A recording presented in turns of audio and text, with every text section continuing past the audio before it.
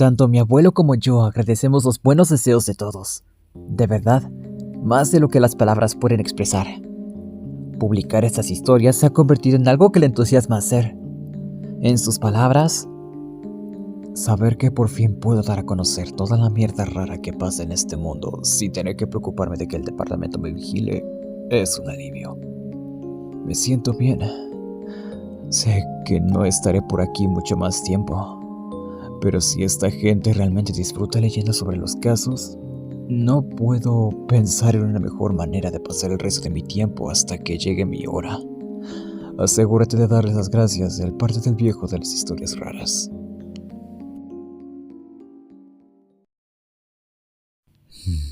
Entonces, el primer imposible fue en el 76, 77, algo así.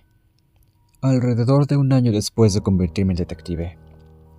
De todos modos, estoy sentado en mi escritorio cuando el teniente se acerca y le susurra algo a mi compañero, Manth.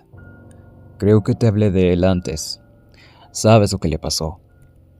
El teniente susurró algo a Matt y se dirigió a su despacho. Manth se quedó un momento con la cabeza gacha. Le pregunto qué ocurre y él se levanta y me dice que le siga. Vamos a su coche y de camino donde sea que vayamos, me da un pequeño discurso. Ahora estoy parafraseándole. Llevo 11 años como detective, Steve. He resuelto muchos casos. No soy el mejor detective que ha habido, pero soy muy bueno en mi trabajo. En general, si hay un asesinato, atraparé al culpable, ya sea hombre, mujer o incluso un perro, como ocurrió una vez. Pero ya me entiendes. Pero a veces, dice, a veces hay casos que no puedes resolver, sin importar lo bueno que seas. A veces las cosas no tienen sentido. Las pistas te llevan a un callejón sin salida y las pruebas solo plantean más preguntas. Es como cuando armas un rompecabezas y tienes la caja para ver cómo debería quedar. Es como si tuvieras todas las piezas frente a ti. Sabes cómo deberían ensamblarse, pero por alguna razón que desconoces y no puedes entender, no encajan. No hay ninguna razón. Simplemente no encajan. Al departamento no le gusta que se difunda esta información, pero no tienes ninguna obligación de guardar silencio al respecto. No creas que intento asustarte ni nada, pero prefieren mantenerlo en secreto para no alarmar a la gente, ¿sabes? En el departamento tenemos un nombre para estos casos. Un nombre un poco tonto. Los llamamos los imposibles, porque eso es lo que son. No hay duda, son imposibles. Puede que hayas oído a alguien mencionarlos antes. Y así era. Había escuchado el término imposibles en alguna ocasión, pero nunca supe realmente de qué se trataba. Así que Manth dijo, nos dirigimos a uno ahora. Sabía que era solo cuestión de tiempo hasta que atrapáramos uno. El teniente consiguió los detalles de algunas de las unidades de allí. Nos dirigimos a Oak Creek, ya sabes, las tierras de cultivo de la zona. Tuvimos que conducir por un largo camino de tierra entre dos gigantescos campos de maíz. Finalmente dimos con una casa rodeada de policías, con cinta amarilla y todo lo demás. Nos detuvimos y el teniente estaba allí, lo cual, ya sabes, no era algo a lo que estuviera acostumbrado. Manth me dijo, cada vez que tenemos un caso raro, envían a alguien de rango superior. El teniente solo sacudió la cabeza y nos dijo, buena suerte. Pasamos por debajo de la cinta y vimos a todos haciendo su trabajo, con un grupo agolpado alrededor del gran mastil que había ahí. Nos acercamos a la casa para hablar con los oficiales que habían respondido, y escuché a algunas personas diciendo, esto no tiene sentido, y ¿cómo es posible? Cosas por el estilo.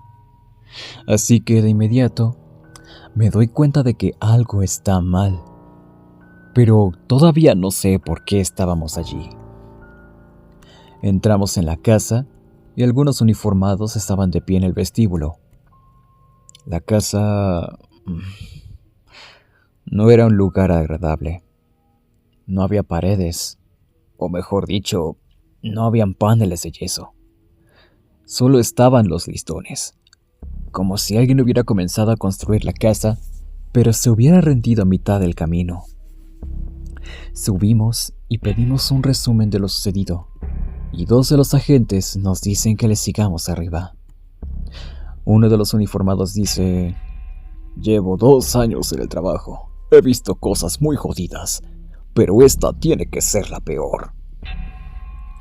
Nos suben a una habitación del segundo piso y antes de girarnos para entrar, el uniformado dice: prepárense. No recuerdo qué esperaba exactamente. Probablemente un montón de sangre o tripas, ya sabes, algo así. Pero no había nada. No había desorden. La habitación estaba absolutamente inmaculada, como si la hubieran limpiado meticulosamente con un cepillo de dientes justo antes de entrar. El dormitorio estaba vacío, excepto por una pequeña mesa plegable, como una bandeja de TV, de esas que se levantan. Sí, había una de esas, y sobre ella estaban dispuestos suministros médicos: vendas, vendoletes, un bisturí, tijeras, suturas. Todo estaba impecablemente limpio. Pero el cuerpo... Había un cuerpo en el suelo, medio apoyado contra la pared. Los pies habían sido cosidos. Eran mucho más pálidos que el resto de su cuerpo, como si vinieran claramente de otra persona. De nuevo, no había sangre, pero al mismo tiempo había evidencia de que la operación, si quieres llamarla así, ocurrió en esa misma habitación. Aún más extraño, una de sus manos también había sido cosida, pero solo una. La mano derecha de este cuerpo le pertenecía a su dueño original, y sostenía una aguja de coser e hilo, como si el muy hijo de puta se lo hubiera estado haciendo a sí mismo. El problema era que sus extremidades originales no estaban por ninguna parte. Como ya sabes, por extraño que fuera, lo peor de todo era el olor. El olor era el más rancio y pútrido a cadáver que haya encontrado, y he olido unos cuantos. Más tarde, realizaron una autopsia. La causa de la muerte no pudo ser determinada, pero el nivel de descomposición externa era, ya sabes, de unas horas, para cuando Manth y yo llegamos a la escena. No recuerdo cuál fue la llamada o cómo se descubrió el posible asesinato, pero cuando llegamos, el cuerpo todavía estaba fresco. Realizaron la autopsia poco después, y la descomposición interna del cuerpo, ya sabes, los órganos y todo eso, era de al menos un mes, como si hubiera estado sentado contra una pared durante un mes. Ahora, no sé cuánto sabes sobre la descomposición humana, espero que no mucho, pero ocurre en etapas. Justo después de que una persona muere, durante los primeros días no ocurre mucho. Luego comenzarán a hincharse y todo eso. Aproximadamente después de una semana, la piel comenzará a ponerse negra, y como mencioné, nada de esto ha sucedido aún. Pero el interior, después de aproximadamente una semana, las cosas empezarán a descomponerse. Gusanos, chinches, insectos y demás comenzarán a poner huevos y alimentarse de los órganos. Estos empezarán a descomponerse y los líquidos se filtrarán fuera del cuerpo. Suena asqueroso, lo sé, pero mientras que el exterior del cuerpo estaba bien en cuanto a descomposición, el interior del cuerpo era solo... no sé cómo decirlo. Eran como escamas, como fruta seca. Sus pulmones, vasos, riñones, vejiga, estómago, todos estaban descompuestos, cubiertos de orugas espeluznantes. No tenían ningún sentido. Era como un redoble de tambores. Era imposible. Y aún más, ¿recuerdas que dije que la habitación estaba perfectamente limpia? Ni una gota de sangre. Es porque el cuerpo había sido completamente desangrado. Quiero decir, se la drenaron por completo. El cuerpo no debería tener este aspecto, considerando lo que había pasado por dentro. Si no lo hubiera visto con mis propios ojos, te hubiera jurado que era ya sabes, una estatua de cera o algo así. Pero eso no es lo más raro, al menos no para mí. Entonces, afuera, cuando nos detuvimos allí, había un grupo de uniformados reunidos alrededor de la asta bandera. Cuando terminamos de inspeccionar el interior de la casa, tratando de entender lo que había sucedido, la gente que nos llevó allí nos dijo que lo siguiéramos afuera. Nos dirigimos a la asta bandera, y esta cosa era enorme. Debía tener unos 7 o 9 metros de alto, tan grande como la que se ve en una escuela.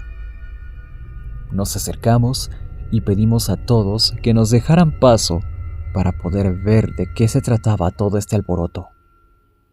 Mand caminaba delante de mí y le oigo decir: «Por el amor de Dios». Miro a mi alrededor y veo lo que todos están mirando. Había un cuerpo en la base del mástil de la bandera. No me refiero a que estuviera junto a ella o cerca, sino que el mástil había atravesado la parte baja del esternón del hombre. La sangre se había acumulado alrededor de la zona, y por lo que parecía, el hombre no llevaba muerto más que unas pocas horas. Más tarde, nos enteramos de que el mástil de la bandera había estado en esa propiedad desde la década de 1960. Al menos sobre el papel, no se había sustituido ni cambiado desde entonces. La bandera ondeaba al viento y estaba limpia. Aparte del desgaste normal que sufre una bandera, estaba impecable. Y el mástil también. Había un poco de suciedad por aquí y allá, quizás, pero para que un cuerpo se hubiera empalado con ella y se hubiera deslizado por el asta, tanto esta como la bandera deberían haber estado cubiertas de sangre y vísceras. No había manera de que alguien hubiera levantado el asta de la bandera del suelo y luego lo hubiera dejado caer sobre él. Simplemente era imposible. ¿Sabes qué es lo más loco de todo? El tipo había muerto de una aneurisma cerebral. Y antes de que se me olvide, el hombre empalado con el mástil era el dueño de la propiedad. ¿Y el tipo dentro de la casa cosiéndose manos y pies nuevos? Nunca fue identificado, ni tampoco sus nuevas extremidades.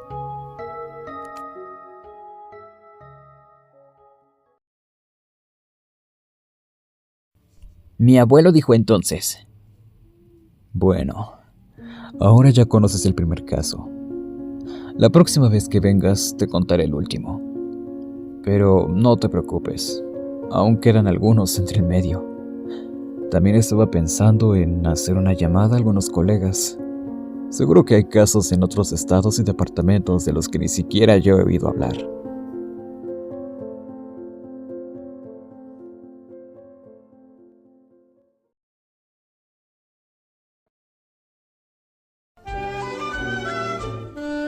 Espero que les haya gustado. Si fue así, no olviden dejar su like y compartirlo con sus amigos. Si aún no están suscritos, les invito a que se suscriban al canal para más contenido como este. Les ha hablado Matt, y nos veremos hasta la próxima historia.